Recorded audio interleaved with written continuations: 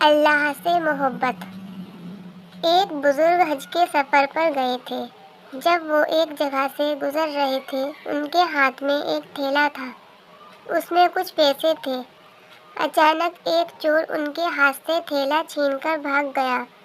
جب چور کافی دور نکل گیا، تب اچانک اس کی آنکھوں کی روشنی ختم ہو گئی۔ آنکھوں کی روشنی جاتے دیکھ اس چور نے رونا شروع کر دیا۔ جب لوگوں نے چور سے پوچھا، بھائی کیا ہوا؟ تو وہ کہنے لگا، میں نے ایک آدمی کا تھیلا چھینا ہے۔ وہ کوئی بڑا اللہ کا قریبی بندہ لگتا ہے۔ میری آنکھوں کی روشنی چلی گئی۔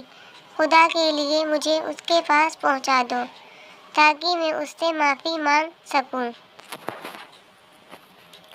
جب لوگوں نے پوچھا کہ یہ قصہ کہاں پیش آیا، تو کہنے لگا، فلاں نائی کی دکان کے قریب پیش آیا۔ لوگ اس کو اس دکان پر لے گئے اور نائی سے پوچھا کہ اس طرح کا کوئی آدمی یہاں سے گزرا ہے؟ آپ اسے جانتے ہو؟ اس نے کہا، مجھے اس کا گھر تو پتہ نہیں، ہاں مگر نماز کے لیے وہ آتے جاتے رہتے ہیں۔ اگلی نماز کے لیے پھر آئیں گے۔ یہ لوگ انتظار میں بیٹھ گئے۔ وہ بزرگ اپنے وقت پر تشریف لائے۔ لوگ اس چور کو ان کے پاس لے گئے تو اس چور نے جا کر ان کے ہاتھ پاؤں پکڑ لیے کہ مجھ سے غلطی ہو گئی، گناہ ہو گیا، نادم ہوں، شرمندہ ہوں، میری آنکھوں کی روشنی چھین گئی، آپ اپنے پیسے واپس لے لیجئے اور مجھے معاف کر دیجئے تاکہ اللہ تعالیٰ میری آنکھیں ٹھیک کر دے۔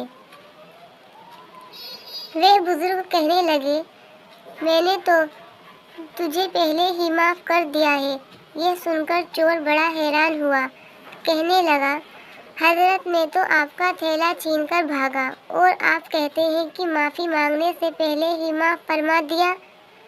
وہ فرمانے لگے، ہاں میرے دل میں کوئی بات آئی تھی۔ فرمانے لگے، میں نے ایک حدیث پڑھی ہے جس میں نبی اکرم صلی اللہ علیہ وسلم نے فرمایا کہ قیامت کے دن جب میری امت کا حساب پیش کیا جائے گا تو میں اس وقت تک میزان کے قریب رہوں گا جب تک میرے آخری امتی کا فیصلہ نہیں ہو جاتا۔ میرے دل میں یہ بات آئی کہ اگر میں نے اس چور کو معاف نہیں کیا تو قیامت کے دن یہ مقدمہ پیش ہوگا اور جتنی دیر میرے مقدمے کا فیصلہ ہونے میں لگے گی، اللہ کے نبی صلی اللہ علیہ وسلم کو اتنی دیر جنت سے باہر رہنا پڑے گا۔ اس لیے میں نے معاف کر دیا کہ نہ تو مقدمہ پیش ہوگا، نہ ہی میرے محبوب کو جنت میں جانے میں دیر لگے گی، وہ جلد جنت میں تشریف لے جائیں گے۔